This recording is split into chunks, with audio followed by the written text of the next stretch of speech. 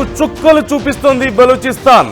క్వెటాలో నడి రోడ్డుపై army major అన్వర్ను Baloch army చంపిన విషయం మనకు తెలిసిందే. కారులో వెళ్తున్న అన్వర్ను బాంబుతో చంపేసింది బలూచ్. బైక్ పై వచ్చి హ్యాండ్ గ్రెనేడ్ విసిరేసింది బలూచ్ ఆర్మీ.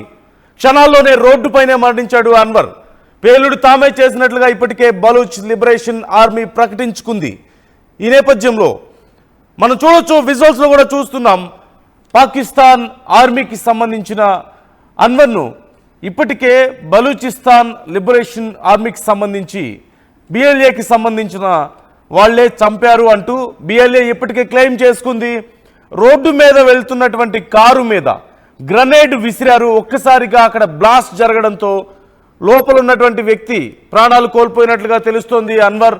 ఈ నేపథ్యంలో ఇప్పటికే మనం చాలా సందర్భాల్లో చూసాం, బలూచిస్తాన్ లిబరేషన్ ఆర్మీ ఒక రకంగా చెప్పాలంటే పాకిస్తాన్కు చుక్కలు చూపిస్తుందనే చెప్పాలి. ముఖ్యంగా ఇండియా పాకిస్తాన్ యుద్ధం సమయంలో బలూచిస్తాన్ లిబరేషన్ ఆర్మీ అవకాశాన్ని అందిపుచ్చుకుంది. పాకిస్తాన్ ఆర్మీ అంతా కూడా పూర్తిగా ఇండియా మీద ఫోకస్ అయిన నేపథ్యంలో, ఇండియాతో యుద్ధంలో నిమగ్నమై ఉన్న టైంలో బలూచిస్తాన్ ఆర్మీ తాము పూర్తిగా తమ భూభాగాన్ని స్వాధీనం చేసుకున్నారు. తమకంటూ స్వతంత్ర ప్రాంతంగా, స్వతంత్ర దేశంగా ప్రకటించుకునే ప్రయత్నం చేశారు. భారతదేశంతో కూడా కాంటాక్ట్ అవ్వడానికి ట్రై చేశారు. మాకు సపోర్ట్ ఇవ్వండి, మాకు కొన్ని ఆయుధాలు ఇవ్వండి, పాకిస్తాన్ సంగతి మేం చూసుకుంటామంటూ కూడా ప్రకటించారు. కానీ భారత్ మాత్రం కొంత సంయమనంతో వెయిట్ చేస్తోంది, ఓపికగా వెయిట్ చేస్తుంది. ఈ విషయంలో తొందరపడి నిర్ణయాలు తీసుకునే ప్రయత్నాలు ఏవి చేయలేదు. కానీ బలూచిస్తాన్ మాత్రం ఫామ్ అయిపోయింది. ఇక మాకంటూ ప్రత్యేక దేశం, ప్రత్యేక భూభాగం, ఇది మాది, పాకిస్తాన్కు మాకు సంబంధం లేదు అంటున్నారు. అలాగే పాకిస్తాన్ సైన్యం ఆక్రమించుకొని ఉన్న, పాకిస్తాన్ ప్రభుత్వం ఆక్రమించుకొని ఉన్నటువంటి ప్రాంతాలను ఖాళీ చేయించే ప్రయత్నాలు కూడా ముమ్మరంగా జరుగుతూనే ఉన్నాయి. ప్రతిరోజు పాకిస్తాన్లో ఎక్కడో ఒక చోట ఈ నరమైధం కొనసాగుతోంది. అయితే బలూచిస్తాన్ ప్రజల హక్కుల కోసం, బలూచిస్తాన్ ప్రజల స్వేచ్ఛ కోసం మేము పోరాడుతున్నామంటూ బిఎల్ఏ చెబుతోంది, బలూచిస్తాన్ లిబరేషన్ ఆర్మీ చెబుతోంది. ప్రాణాలకు తెగించి పోరాడుతున్నారు. నిజం చెప్పాలంటే పాకిస్తాన్తో పోల్చుకుంటే వాళ్ళ దగ్గర అంత శక్తివంతమైన ఆయుధాలు కానీ, అంత ఆయుధ సంపత్తి కానీ, నిధులు కానీ లేవు. కానీ మా స్వాతంత్రం కోసం మేము ప్రాణాలు ఒడ్డుతున్నామని చెప్తున్నారు. మాకు గనక కొంచెం సపోర్టు భారత్ ఇస్తే మేమేంటో పాకిస్తాన్కి చూపిస్తాం, పాకిస్తాన్కి బలూచిస్తాన్ అంటే ఏంటో రుచి చూపిస్తామంటున్నారు. పాకిస్తాన్ని మేము నేలమట్టం చేస్తామని చెప్తున్నారు. ముఖ్యంగా మనందరికీ తెలిసిన విషయమే, బలూచిస్తాన్ లిబరేషన్ ఆర్మీ ఏర్పడడానికి ప్రధాన కారణం బలూచిస్తాన్ ప్రాంతాన్ని, బలూచిస్తాన్ ప్రావిన్స్కి సంబంధించిన ప్రాంతంలో రిసోర్సెస్ చాలా ఉన్నాయి. అలాగే ప్రకృతి పరంగా వచ్చినటువంటి రిసోర్సెసే కాకుండా ప్రజల్ని కూడా పాకిస్తాన్ వాడుకుంటుందని, పనులకు వాడుకుంటుందని, బానిసలుగా చూస్తుందని, కానీ తమకు రాజకీయంగా కానీ ఆర్థికంగా కానీ ఎదిగే అవకాశం ఇవ్వడం లేదని, సామాజికంగా అణచివేసే ప్రయత్నం తమ ప్రాంతం మీద, తమ ప్రజల మీద చేస్తున్నారని, ఇది ఇక కొనసాగనివ్వము అంటూ బలూచిస్తాన్ లిబరేషన్ ఆర్మీ ఏర్పడింది. ఈ నేపథ్యంలో వరుసగా దాడులు చేస్తూ వస్తుంది. మొదటగా తాము కొంత శక్తిని సంపాదించుకున్నారు, ఒక గ్రూప్ని ఫామ్ చేసుకున్నారు, స్లీపర్ సెల్స్ని పెట్టుకున్నారు, పాకిస్తాన్లో కూడా కొంతమంది ఇన్ఫార్మర్స్ని రెడీ చేసుకున్నారు, ఆయుధాలని సమకూర్చుకున్నారు. ఆ తర్వాత పాకిస్తాన్ మీద ఇక దాడులు చేయడం మొదలుపెట్టారు. కొద్ది కొద్దిగా ఇంతింతై ఒటింతై అని వింటుంటాం మనం. అలా చాలా చిన్నగా ఏర్పడినటువంటి ఈ బిఎల్ఏ కొద్ది కొద్దిగా పాకిస్తాన్ ఆర్మీని భయపెట్టే పరిస్థితికి వచ్చింది, పాకిస్తాన్ ప్రభుత్వాన్ని భయపెట్టే పరిస్థితికి వచ్చింది. ఇప్పుడు ఇది మా దేశం, ఇది మా ప్రాంతం అనే ప్రకటించుకునే స్థాయికి ఎదిగింది.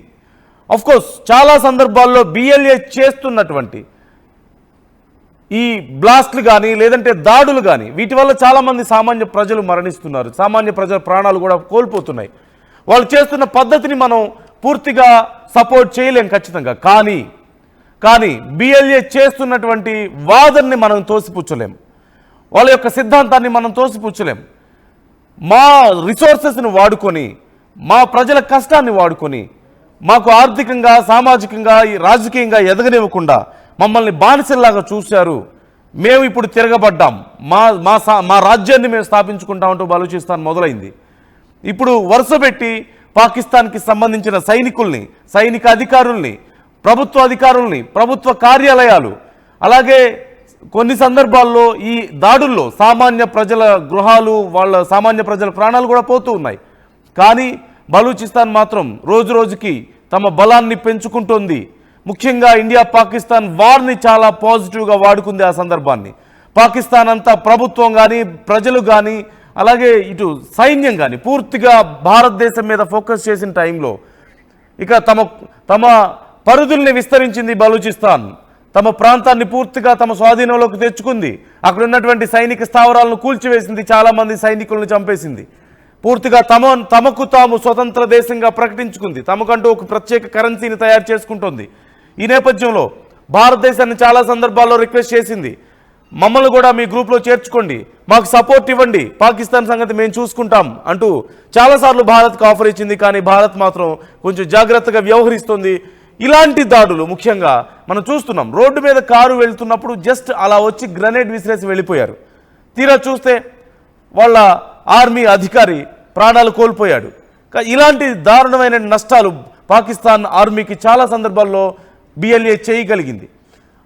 ఇప్పుడున్నటువంటి పరిస్థితుల గురించి, దాడుల గురించి మరింత సమాచారం మా ప్రతినిధి మధుని అడిగి తెలుసుకుందాం. మధు, డీటెయిల్స్ ఎలా ఉన్నాయి? మనం చూస్తున్నాం రోడ్డు మీద పట్టపగలు వెళ్తున్నటువంటి ఆర్మీ అధికారి వాహనం మీద గ్రెనేడ్ వేసి పేల్చేసి వెళ్ళిపోయారు చాలా ఈజీగా.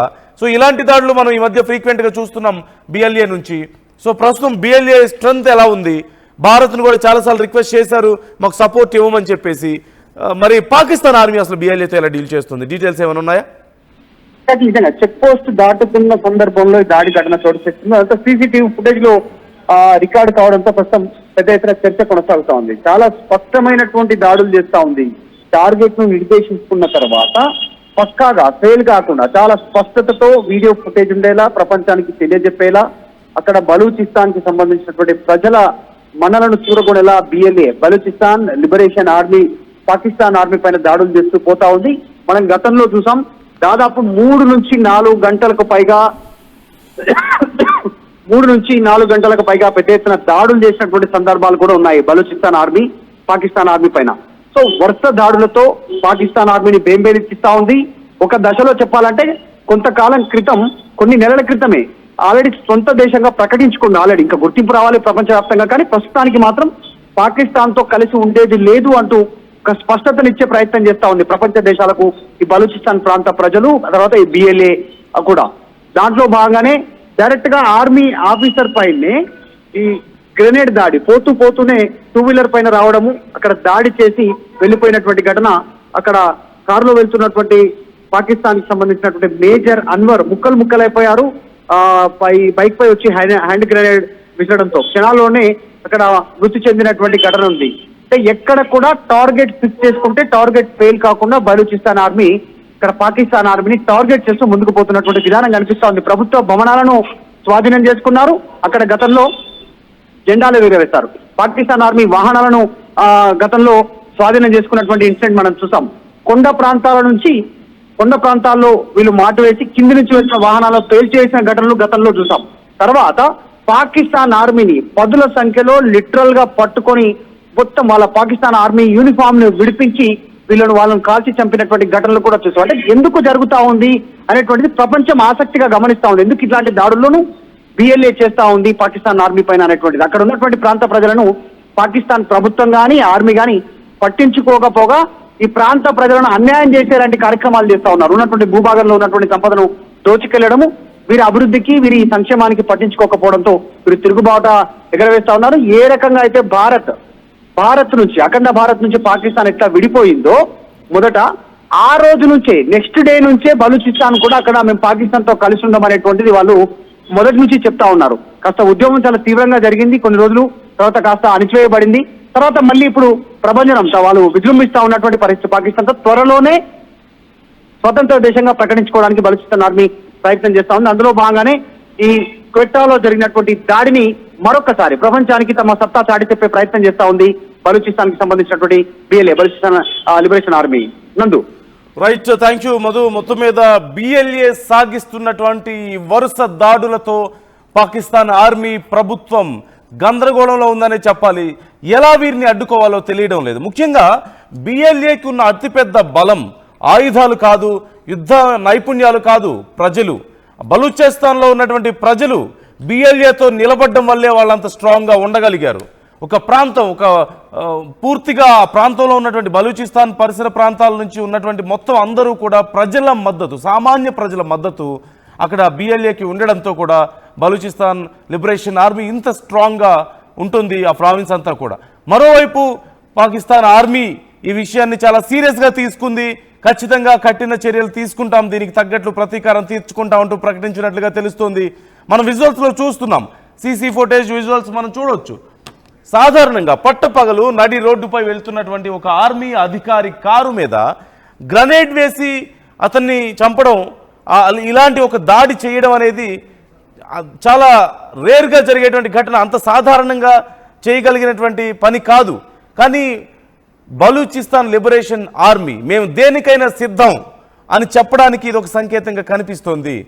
వారికి సిద్ధంగా ఉన్నాం మేము పాకిస్తాన్ ఆర్మీతో అనడానికి, పాకిస్తాన్ ఆర్మీని, పాకిస్తాన్ ప్రభుత్వాన్ని ఎదుర్కోవడానికి మేము సిద్ధంగా ఉన్నాం, మా స్వతంత్రం కోసం మేము ఏం చేయడానికైనా సిద్ధంగా ఉన్నామని చెప్పడానికి ఇలాంటి దాడులు వరుసగా పాకిస్తాన్ ప్రభుత్వ కార్యాలయాల మీద దాడులు జరుగుతున్నాయి, పాకిస్తాన్కి సంబంధించిన సైనిక స్థావరాల మీద దాడులు జరుగుతున్నాయి, పాకిస్తాన్ సైన్య అధికారుల మీద దాడులు జరుగుతున్నాయి, వాళ్ళ ప్రాణాలు తీస్తున్నారు. ఇలా పాకిస్తాన్కు చుక్కలు చూపిస్తుంది.